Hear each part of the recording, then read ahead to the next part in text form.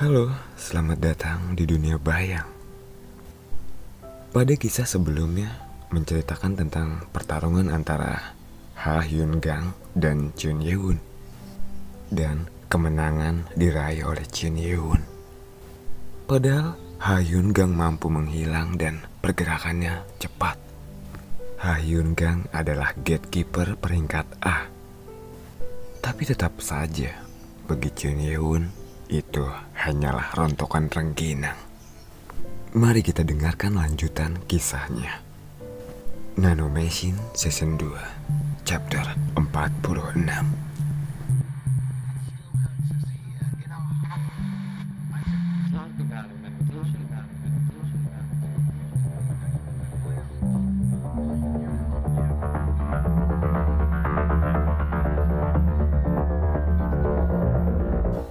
Ada sesuatu yang hancur seperti gumpalan di tanah. Jika diperhatikan lebih detail, bentuknya seperti campuran daging, darah, tulang, dan sisa-sisa pakaian Ha Hyun Gang. Bodoh, kau pasti berpikir bahwa karena kau tidak dapat dilihat, kau tidak dapat ditemukan. Chun Ye Won menggelengkan kepalanya setelah mengatakan itu. Ini menakjubkan. Chun Yu Jang mau tidak mau merasakan takjub. Di hadapan Chun Ye Won, skill tembus pandang yang dapat tak terlihat menjadi tidak berguna.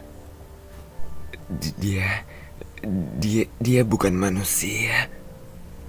Para gatekeeper yang menyaksikan itu pun mengakui kata-kata dari gatekeeper peringkat B yang tadi memperingatkan, tapi sudah terlambat. Sekarang giliranmu. Lalu Chun Ye Won meningkatkan energinya lebih banyak lagi.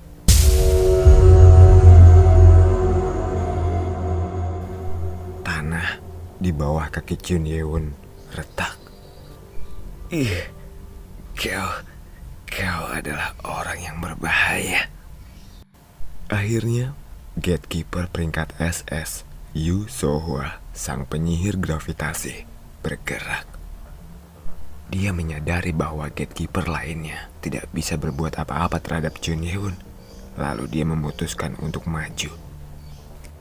Jika dia lebih tinggi dari tingkat Supreme Master, maka aku harus serius menghadapinya. Yu So-hwa pun meningkatkan level gravitasinya. Gaya gravitasi yang dia terapkan sekarang tidak ada bandingannya dengan yang dia gunakan untuk menaklukkan Hwang Myung-oh. Ini kesempatan terakhirmu. Jika kau tidak ingin mati, menyerahlah. Yu So-hwa mengatakan itu sambil menatap Chun Ye Won dengan tatapan mata yang arogan. Dia sudah bertekad untuk menghancurkan dan membunuh Chun Ye Won jika Chun Ye Won tidak ingin menyerah. Apakah kau pikir kau mampu menahan kekuatan gravitasiku yang lebih kuat ini? Lalu dia mengulurkan tangan dan mendorong energi gravitasinya lebih jauh dan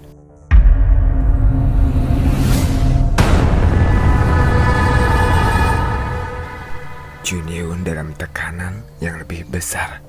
Tanah tenggelam lebih dalam 1 meter. Kekuatan yang diberikan menjadi 2 kali lipat. Namun, Chun Ye Won masih tidak berlutut. Lagi. Aku harus meningkatkan lebih intens lagi. Yu So-hwa meningkatkan energinya lagi. Pada saat itu, sesuatu yang tidak dapat dipercaya terjadi. Chun Ye Won maju 1 langkah dengan lutut dan punggung yang masih tegak lurus. Dia tampaknya sama sekali tidak terpengaruh oleh gravitasi.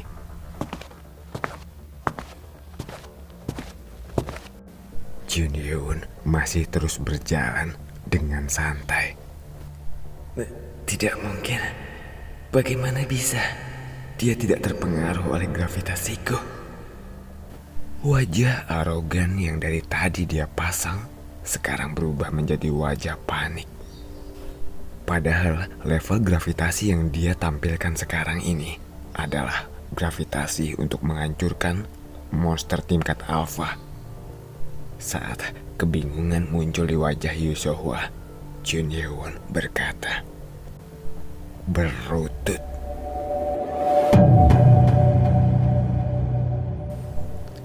Apa kau bilang?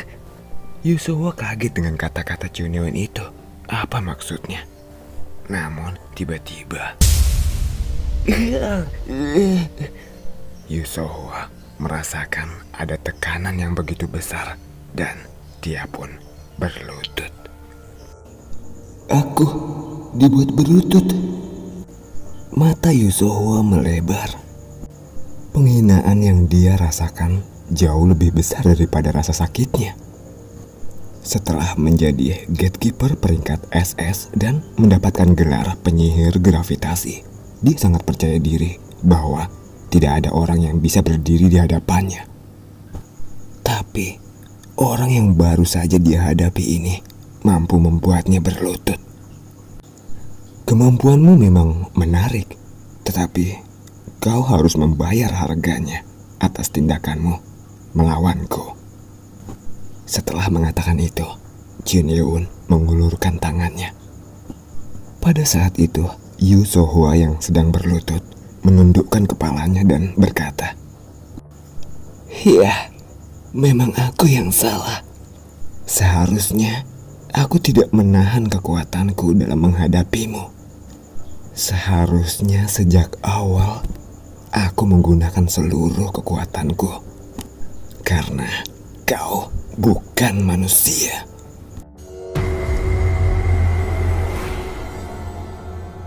Setelah mengatakan itu, Yusohwa membentangkan kedua tangannya ke samping. Hah? Apalagi ini? Jun Ye-won tidak merasakan beban dalam tubuhnya. Dia merasakan hal yang belum pernah dia alami sebelumnya. Kakinya terangkat dari tanah. Bahkan bukan hanya Jun Ye-won yang dibuat melayang, tetapi semua orang di sekitar juga mengambang. Bahkan bukan hanya orang yang melayang. Apapun yang berada di atas tanah dalam radius 300 meter dari tubuh Yusohwa melayang di udara, seolah-olah tempat itu telah berubah menjadi tempat tanpa bobot. Mobil-mobil juga ikut melayang. Para prajurit Garda Nasional pun bingung ketika mereka melihat mobil-mobil yang melayang. Sudah kuduga akan sulit untuk menghadapi gatekeeper peringkat SS seperti dia. Sang ketua fraksi, Cheon Yu-jang, yang juga melayang di udara, mengerutkan kening saat dia menatap ke arah Yusohwa. Saat ini dia sedang menyaksikan hal yang spektakuler. Dua orang makhluk di luar nalar sedang bertarung. Dia seperti menyaksikan konfrontasi antara kedua manusia super. Leluhur, bertahanlah. Dia tahu dan sangat menyadari kekuatan Jun Ye-won, tetapi dia masih merasa khawatir. Tapi bertentangan dengan kekhawatirannya, Jun Ye-won malah tertarik dengan pertarungan ini. Dia penasaran dengan fenomena yang belum pernah dia alami ini. Ini sepertinya akan menyenangkan. Apa? Menyenangkan kau bilang? Jangan kira aku mendapatkan gelar penyihir gravitasi hanya dengan kemampuan meningkatkan gravitasi saja. Oh, jadi masih ada kemampuan yang belum kau keluarkan? Cepat, tunjukkan padaku. Tapi sebelum Jun Ye-won menyelesaikan kata-katanya, Yusohwa mengulurkan tangan kepada Jun Ye-won. Dan seketika itu juga, tubuh Jun Ye-won melayang di udara. Tubuhnya naik menjadi sekitar 200 meter dari tanah. Dengan senyum di wajah, Yusohwa bergumam. Dalam gravitasi nol, hanya aku yang bisa mengendalikan gerakanmu. Mulai sekarang, tidak ada yang bisa kau lakukan di ruanganku ini. Ruangan yang Yusohwa maksud adalah medan gravitasi. Itu adalah kemampuan rahasianya untuk dapat mengendalikan semua gravitasi dalam radius 300 meter. Kemampuan otaknya begitu hebat sehingga dia dapat menggunakannya selama 5 menit berturut-turut, dan selama waktu itu semua gravitasi di bidang itu hanya berada di bawah kendalinya. Gaya gravitasi yang kuat muncul di langit. Iya, aku tahu. Junyun menanggapi peringatan dari Nano. Tadinya Junyun mengira Yusohwa hanya dapat mengerahkan kekuatannya di tanah, tapi dia sepertinya bisa memanipulasi gravitasi di mana saja. Dan hal yang lebih menyebalkan adalah gravitasi di sekelilingnya menghalangi energi. Aku harus segera mengalahkannya. Setelah mengatakan itu, Junyun menendang udara di sekitar dan mencoba bergerak ke arah wanita itu. Pada saat itu, tubuh Junyun tersapu ke arah kiri. Tapi ternyata medan gravitasinya juga berubah. Medan gravitasi mengikuti pergerakan Junyun. Lalu, Junyun berlari lagi di udara menggunakan energi dan mencoba bergerak ke arah yang berlawanan. Dia kemudian mencoba bergerak dengan kecepatan yang lebih tinggi. Junyun tidak menyangka bahwa gravitasinya mampu dipindahkan, dan itu mengganggu pergerakan Junyun. Kau pikir aku akan membiarkanmu lepas dari gravitasiku? Yusohwa dengan cepat mengubah medan gravitasi agar tetap berada di sekitar Junyun.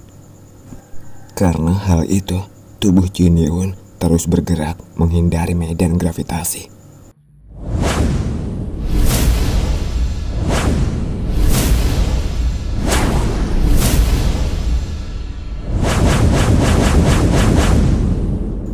Junyun masih terus bergerak, namun lambat laun Junyun berada dalam situasi di mana dia sulit untuk bergerak. Lalu Junyun mengeluarkan sword ki pada tangannya, dan dengan segera dia lemparkan sword ki pada tangannya itu ke arah Yusohwa. Pada saat Junyun melemparkan sword ki itu, tampaknya sword ki-nya terbang dalam garis lurus, tapi setelah mendekati Yusohwa, berubah arah. Sebenarnya Junyun hanya mencoba hal itu karena penasaran, tapi itu membuatnya terkejut. Jalur sword ki-ku dapat dirubah. Junyun tidak tahu bahwa medan gravitasi dapat mempengaruhi hal itu juga. Dan saat itu, tiba-tiba sebuah mobil RV terbang menuju Junyun. Bidang gravitasi lain terbentuk di sekitar Anda, Tuan. Junyun segera melesat ke arah kiri saat mobil RV itu datang untuknya. Lama-lama, kau ini cukup menyebalkan juga ya. Junyun melambaikan tangannya ke arah mobil RV yang terlempar ke arahnya.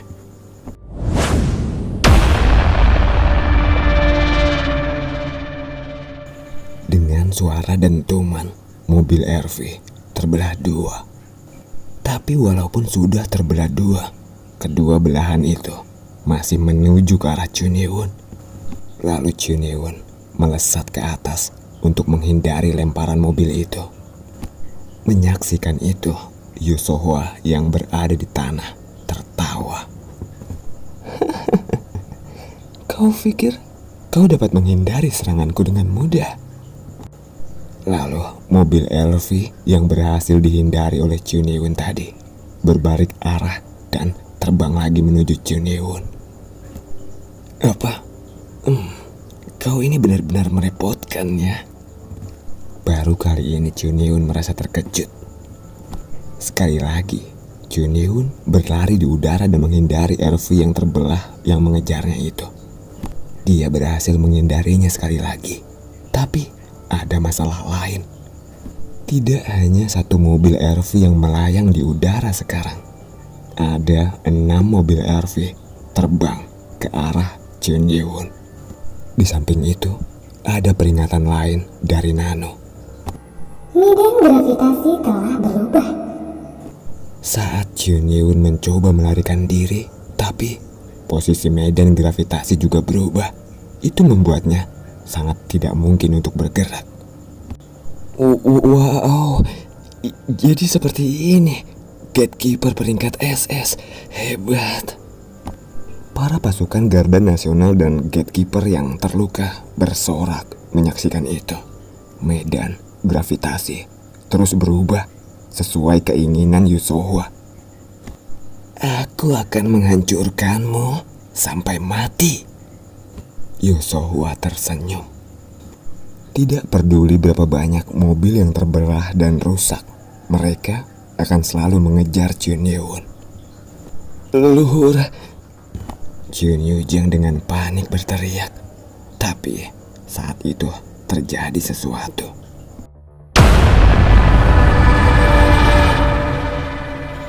Saat mobil RV hendak menabrak Chun Yun, seluruh medan gravitasi bergemuruh.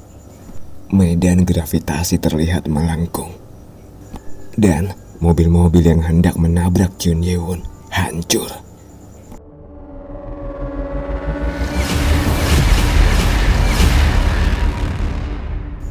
Mobil-mobil RV itu hancur, tidak meninggalkan puing-puing saat dia berubah menjadi debu. Apa yang sebenarnya terjadi? Yusohwa tidak dapat memahami apa yang terjadi. Jika matanya tidak salah lihat, medan gravitasi miliknya tampak berputar untuk sesaat, tidak dapat menahan tekanan dan RV hancur. Itu adalah momen yang memalukan baginya.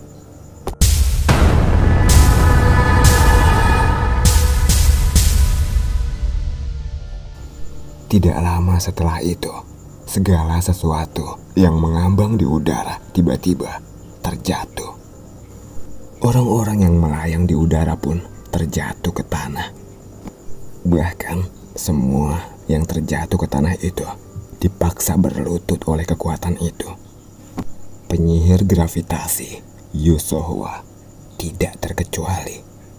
Dia sudah terkejut dengan gravitasinya yang menghilang secara tiba-tiba. Dan bahkan sekarang dia dipaksa untuk berlutut lagi. Dia merasakan ketakutan dan dia melihat sekeliling. Pada awalnya dia menduga bahwa dia telah kehilangan kemampuannya dalam mengendalikan gravitasi. Tetapi ternyata bukan itu masalahnya. Ini tidak mungkin. Apakah dia benar-benar melawan beban gravitasi milikku? Yusohwa sangat menyadari bahwa Chun Yun memiliki kemampuan di luar pemahaman manusia. Tetapi kekuatan yang dia rasakan saat ini tampak tidak masuk akal baginya. Dia tidak pernah menduga hal itu sama sekali. Dia bahkan tidak tahu bahwa hal itu dapat dilakukan. Orang yang sedang dihadapinya ini tidak melarikan diri dari medan gravitasinya, tapi malah membalikkan energi gravitasinya. Bahkan monster kelas alfa tidak akan dapat melakukan hal seperti itu. Dia menduga bahwa orang yang dihadapinya ini juga seorang peringkat S atau bahkan entitas bahaya khusus. Lalu Chun Yun turun ke tanah sambil melihat wanita yang ketakutan itu. Lalu dia berkata, "Kau hebat juga, dapat memanfaatkan energi alam." Chun Yun yang telah mencapai peringkat Heavenly Master dapat memahami aliran energi alam. Orang yang telah mencapai Heavenly Master akan mencapai keadaan tertinggi dari tubuh manusia yang disempurnakan, dan tingkat Heavenly Master akan memungkinkan seseorang untuk dapat memanfaatkan energi alam. Sedangkan medan gravitasi radius 300 meter yang dimiliki Yusohwa adalah hasil dari pengendalian energi alam. Aku benar-benar tidak menduga bahwa aku harus menggunakan energi alam. Selama ini, Chun Yun tidak pernah menggunakan lebih dari 20% kemampuannya melawan siapapun, kecuali melawan Dewa Pedang. Tapi ini untuk pertama kalinya dia menggunakan energi alam. Chun Yun dengan tulus mengakui kekuatan wanita itu. Bahkan seorang Supreme Master tidak akan mampu menghadapi wanita ini. Walaupun jika mereka menggunakan Sword Key untuk menyerangnya, wanita ini dapat dengan bebas mengubah medan gravitasi dan serangan padanya tidak akan pernah mencapainya. Ini adalah tentang betapa menyebalkannya medan gravitasi milik Yasuohwa ini.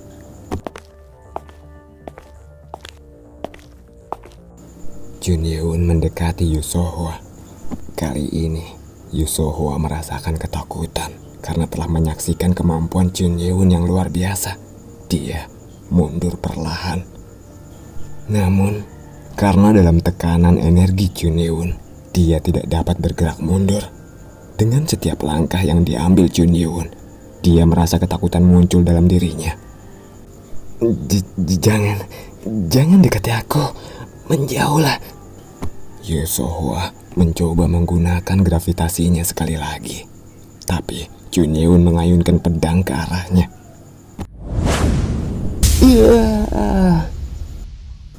Lengan kanan wanita itu terpotong. Dia menangis saat darah menyembur keluar dari mulutnya. Meskipun wanita cantik, Bahenol, montok, terlihat menderita kesakitan seperti itu, Junyun tidak berkedip dan tetap terlihat dingin. Dia benar-benar bukan manusia. Setiap mereka yang menonton hal itu hanya mampu terdiam dan bergumam dalam hati. Junyun mencengkram lehernya. Menatap Junyun yang tampak semakin dingin, dia tak dapat mengucapkan apa-apa. Tidak ada kata yang keluar dari mulut Yasuohwa sampai saat Junyun berkata, "Tadinya aku berniat untuk membunuhmu, tapi aku berubah pikiran." Yasuohwa masih terdiam, tidak mengerti apa maksud Junyun itu. Pada saat itu, jari-jari Junyun menusuk lehernya. Sebagai seorang gatekeeper peringkat SS, dia memiliki kemampuan yang sangat baik dan dapat merasakan materi yang tidak diketahui masuk ke tubuhnya. Apa yang kau masukkan ke dalam tubuhku? Saat Yasuohwa mulai kehilangan akal sehatnya, Junyun berbicara sambil tersenyum. Ini adalah sesuatu yang dapat mengubahmu menjadi budakku yang berguna. Mendengar kata-kata Junyun itu, wajah Yasuohwa memucat. Junyun memasukkan bom nano ke dalam tubuh Yasuohwa agar dapat dia kendalikan.